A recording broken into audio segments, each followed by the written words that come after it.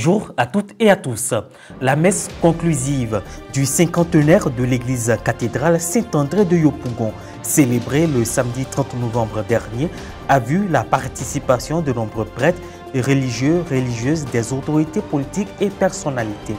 Plusieurs articulations ont meublé cette messe d'action de grâce. Une prière œcuménique à Eania dans le département d'Aboisseau pour renforcer les liens de fraternité s'est tenue le dimanche 17 novembre 2024. Les valeurs de pardon et d'amour communes à toutes les confessions religieuses ont été promues au cours de cette journée de prière pour la paix en Côte d'Ivoire. Les fidèles de la paroisse cathédrale Saint-André de Yopougon ont jubilé le samedi 30 novembre dernier à l'occasion de la clôture des festivités marquant les 50 ans d'existence de leur église.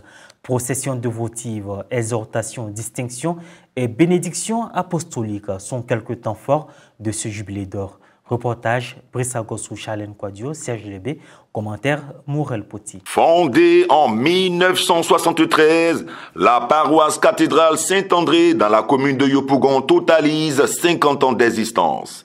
À cette occasion, une célébration eucharistique d'action de grâce du Jubilé d'or a été organisée le samedi 30 novembre 2024.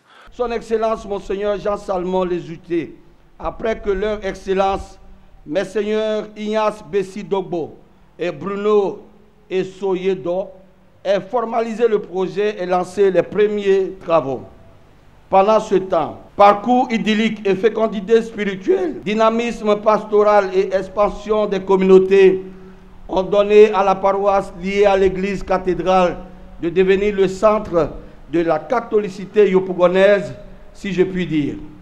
Plusieurs fidèles et autorités ont pris part à cette messe solennelle, clôturant ainsi les activités liées à cette commémoration. C'est le nonce apostolique en Côte d'Ivoire, Monseigneur Mauricio Ruedabels, qui a présidé l'office religieux et concélébré par l'évêque du diocèse de Yopougon, Monseigneur Jean-Salomon Lesoutier et de nombreux prêtres en la fête de Saint-André apôtre. L'homélie de cette Eucharistie jubilaire, prononcée par l'évêque de l'église particulière de Yopougon, invitait les fidèles chrétiens à être des bâtisseurs, c'est-à-dire contribuer à la construction ou à la réhabilitation des édifices religieux.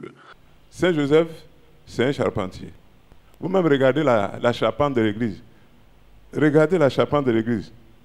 Il faut qu'on répare la charpente de l'église. C'est comme ça que l'homélie a démarré. Et c'est comme ça que la mienne aussi vient de démarrer. Chers paroissiens de Saint-André et diocésains, je commence par vous dire merci. Parce que vous avez fait quelque chose de tellement beau, fabuleux, que ça ne s'est pas encore vu dans nos églises en Côte d'Ivoire. Nous vous avons demandé de faire la fête de charité diocésaine pour la couverture de notre église. Et à cet endroit même, en une demi-journée, nous avons collecté 648 millions, alors que nous attendions 700 millions pour la couverture. Je voudrais que vous acceptiez mes félicitations.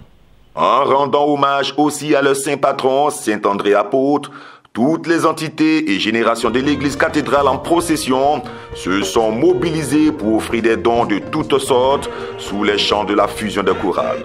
La célébration s'est poursuivie dans la contemplation et la prière. Plusieurs temps forts marquent cet événement jubilaire, notamment des allocutions, la remise de certificats, de présents aux participants en souvenir de leur passage. Monseigneur Anaclé et Monseigneur Claude Agnimel, tous deux chapelets de sa sainteté, ont été présentés à l'Assemblée suivis d'une photo de famille. C'est aussi un moment de grande purification dans le sens de la perfection et de la maturité. J'adresse mes encouragements au curé de la paroisse cathédrale, ses vicaires et toute la communauté de Saint-André. Merci, Père Donation. Aux distinguées autorités ici présentes, aux prêtres, religieux et religieuses, et à vous tous qui prenez part à cette célébration, je porte un salut cordial et le souhait que tous, en cette année jubilaire, sachions être des pèlerins de l'espérance, des pierres vivantes. La bénédiction apostolique avec indulgence plénière a été accordée à tous ceux qui ont pris part à la messe. Impression à l'issue de la cérémonie marquant le cinquantenaire de l'église cathédrale Saint-André. Nous disons à tous et à chacun, très bonne fête surtout aux Saint-Andréens et Saint-Andréennes. Cette célébration eucharistique, nous sommes heureux, d'autant plus que nous sommes fils de la paroisse cathédrale Saint-André qui aujourd'hui est en joie. C'est une émotion qui nous anime à la clôture de ce cinquantenaire. Nous sommes heureux d'être artisans de ce bel événement. C'est également un bon souvenir parce que plusieurs parents, certains de nos parents, ont désiré voir ce cinquantenaire. Aujourd'hui, c'est chose faite. C'est le thème d'un parcours de la maturation de la foi. Et donc, cette maturité spirituelle et humaine là doit profiter et doit germer dans la vie de toute l'Église et surtout du pays. Notre cathédrale a été toujours la meilleure, surtout par les services que nous faisons. On venait juste de sortir de Christ Roi et nous rentrons dans les 50 ans. Vraiment, c'était une grande fête pour nous. Et nous insistons toujours que les moyens soient réunis pour que la cathédrale soit construite totalement. Les festivités de ce jubilé d'or ont débuté le dimanche 7 janvier 2024 dans la joie et l'allégresse. Les guides religieux chrétiens catholiques, évangéliques et musulmans ont prié pour la paix et la cohésion sociale dimanche 17 novembre dernier à Eania dans le département d'Aboisseau. Ils ont adressé des prières les uns après les autres pour briser toutes sortes d'anathèmes et promouvoir le vivre ensemble dans notre pays. Reporter d'image Aka Aoussi, commentaire Guy Roche Yao. Dans le cadre de la consolidation de la paix, les guides religieux d'Akakro et Eania, situés dans le département d'Aboisseau, ont initié une journée de prière œcuménique le dimanche 17 novembre 2024. C'est au stade de Eania que se sont réunis les différents responsables des communautés chrétiennes, musulmanes, évangéliques et leurs fidèles pour prier sous le thème « Vivons ensemble pour une Côte d'Ivoire apaisée ». Le chef de village et le commandant de brigade de la gendarmerie étaient eux aussi de la partie. Ouvrant la série des allocutions, le père Franck Zouri a salué cette initiative des guides religieux d'Akakro et Eania et a exhorté les populations d'Akakro et les agents d'une structure agricole de la localité à vivre dans une parfaite harmonie. La première prière a été dirigée par la communauté musulmane avec à sa tête l'adjoint de l'imam d'Akakro, l'imam Ousmane Farou Touré. Musulmans ou chrétiens, nous sommes de la même famille parce que nous sommes descendants d'Adam et Ève.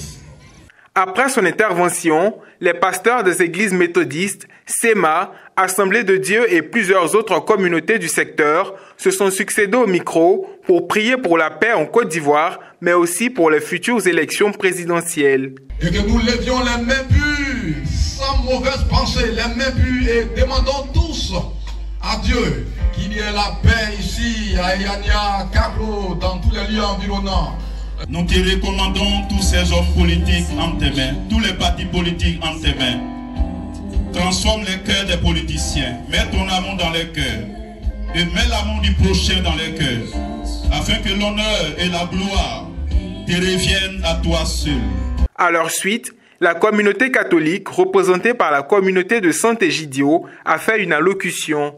Le monde global est devenu une terre traversée de peur, tellement il y a la guerre partout. Le pape François disait en 2016, en ce jour, la soif de paix est faite invocation à Dieu. C'est-à-dire, la soif de paix est devenue notre prière pour que cessent les guerres. Réaction après un temps de louange. Le forum des guides religieux d'Akakro s'inscrit dans la suite du forum des guides religieux au niveau national qui avait pour objectif de favoriser le dialogue interreligieux. Que la paix ait son impact sur la population, il est important de bien se tenir, de bien parler, parce que c'est le langage qui peut amener soit la paix ou alors soit la division. Cette journée s'est close par la signature d'un appel de paix, l'allumage des bougies, le chant de l'hymne national et le lâcher de colombes. Fin de cette édition. Merci de l'avoir suivi. Merci de rester sur Ecclesia TV.